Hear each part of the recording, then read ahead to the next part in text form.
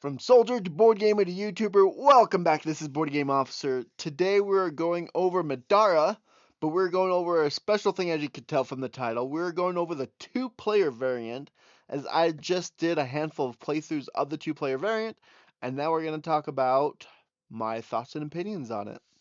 So, first off, well, I got a lot of dust on here, even though I just played. So, the two-player variant, let's talk about it just real quick. So the two-player variant is going to be a way that you don't have to play all four characters. Basically, it has these cards here that I'll show on the screen that you give one of these cards to one of your players and you get that status, basically of the passive, and then you get some extra abilities and an extra SP or stamina point during each round or each of your turns. Then also what the two-player variant does is you still put out both initiative cards for all four. And so when it comes up on the initiative track for that character that is attached to you, then you get to go again basically. So basically you get 2 turns every round. And other than that, that's pretty much the biggest difference there. That's right, they call them linked adventures. And you also get reduced gold, right? Because you only have 2 characters you're buying equipment for. So because you only have 2, you divide all gold you get by half. Just so you're not, because otherwise you'd just be able to buy everything, and that's not as fun. Or I don't know, maybe you can play with all the gold and have a lot of fun and have all the whole equipment that you need or that you can have. And then they have in the extra rulebook there for the two-player variant online on their Dropbox that they have on their website, because some of the adventures or some of the scenarios are going to have specific things for all 4 characters, and so it has like a page or two to say, hey, during this adventure, this is how and what you need to change to make it work since you don't have all 4 characters. For example, one of the scenarios says 2 characters need to start here, 2 characters need to start here. So basically it says you have to have one in each, right? So just a little clarifications for each one.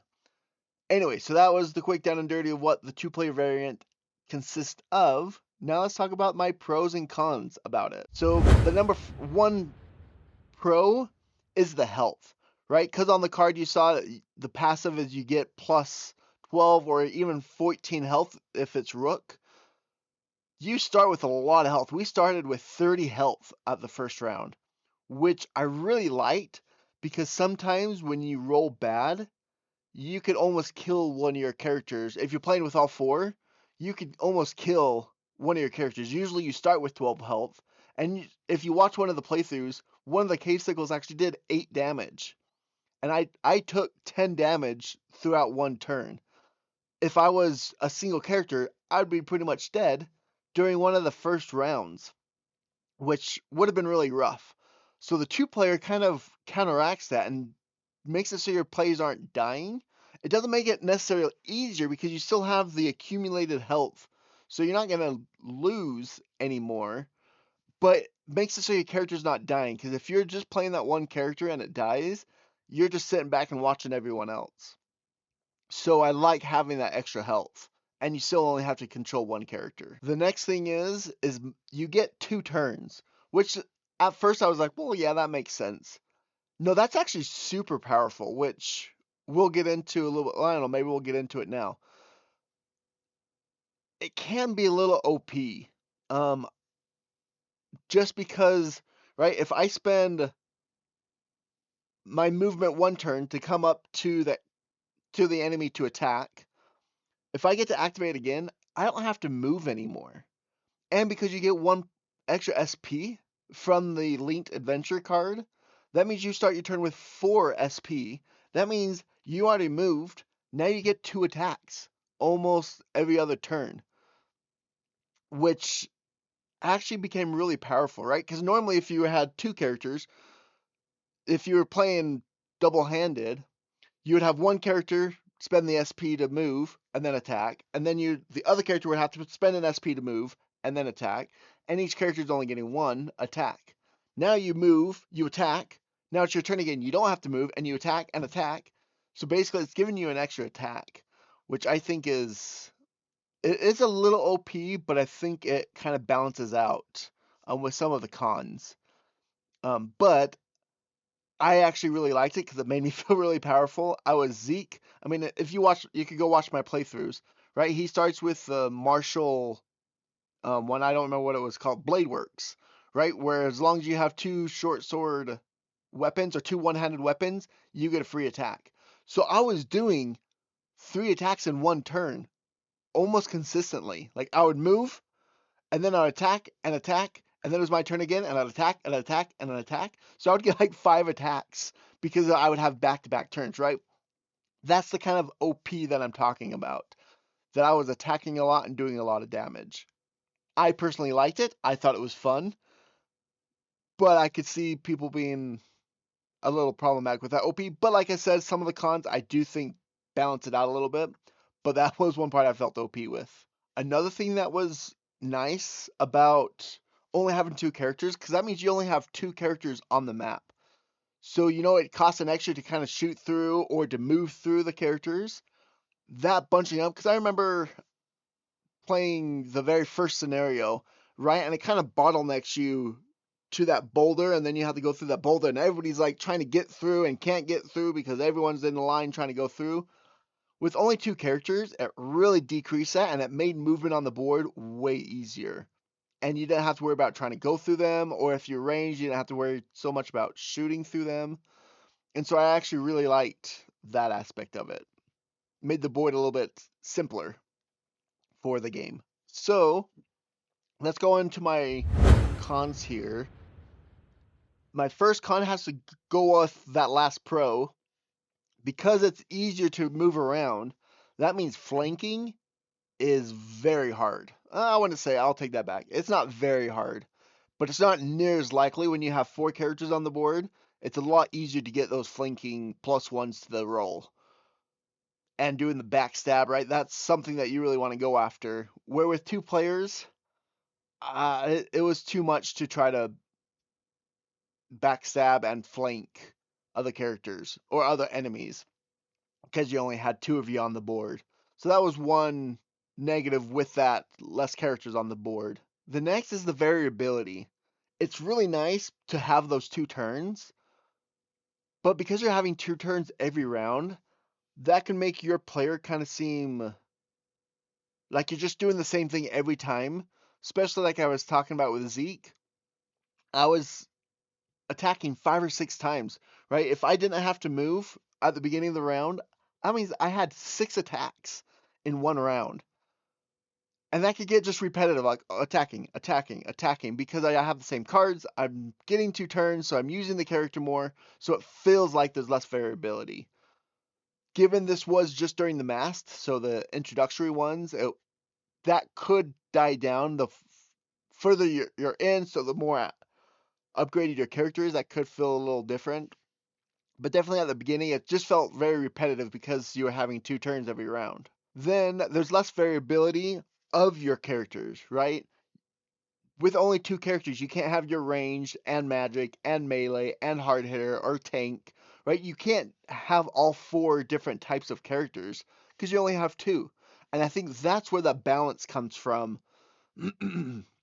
Right? Having 2 turns can be OP like with Zeke, but it balances out because you don't have a ranged character, or you don't have a magic character, or you don't have a tank, right? You don't have a couple of those other types of characters that you need to make the game more balanced. You don't have that, so that's where I feel like the OP of having double turns and the decreased amount of being able to have the different type of characters. Because that was my biggest worry when I got into the 2 player is, well, the other character has to be magic because you need magic in the game. Or, I mean, I guess you don't absolutely need it, but it definitely helps. So I feel like one character had to be magic. That means I had melee. That means no one could be ranged. Or if I want a ranged character, that means we don't have magic or a tank. But then I felt OP, which I wasn't expecting. Felt OP like with Zeke making 6 attacks in one round. So I feel like that balances it out.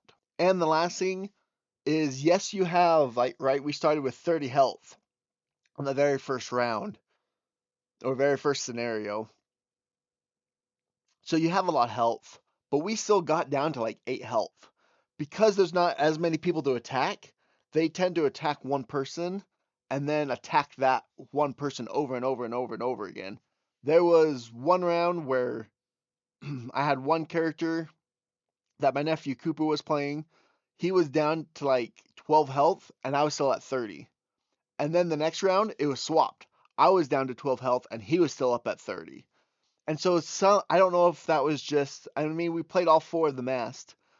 So I don't know if that was just a happen chance that it ended up being that way, but it felt like once they hurt you, like because there's not 4 of you to distribute all that damage, they tend to attack one person a lot more consistently. Anyways, that is my pros and cons. Overall, I really liked. I can't really do obtain or abstain. That's my new thing is obtain or abstain. If you haven't seen any of those, go ahead and go and check some of those obtain or abstain videos for some games. But since this is just part of the game, you don't really have to obtain anything. But do I recommend it? My recommendation. I honestly really liked it. I have a problem controlling 4 characters, especially in this game. First off, during the mass, it's not too problem, the first introductory. But I've played through 3/4 of this at the full count, but just playing two-handed. I had 2 characters, my friend had 2 characters. And just playing 2 characters 3/4 of the way through was super hard to manage. Like not super hard, K. I keep exaggerating. But it definitely was difficult to handle 2 characters when you each have like 6 different disciplines and 5 different equipment and relics and consumables and all of that stuff. And that was just for 2 characters. That would be like, oh yeah, I totally forgot I had that ability.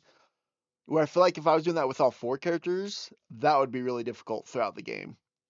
Where I really like this because controlling the 2 characters would be the same, but that's all you have to do. And you could play it solo just controlling those 2. Or like I was playing with my nephew Cooper, each having just 1 character, but you get those double turns, so it feels like you're playing a lot still.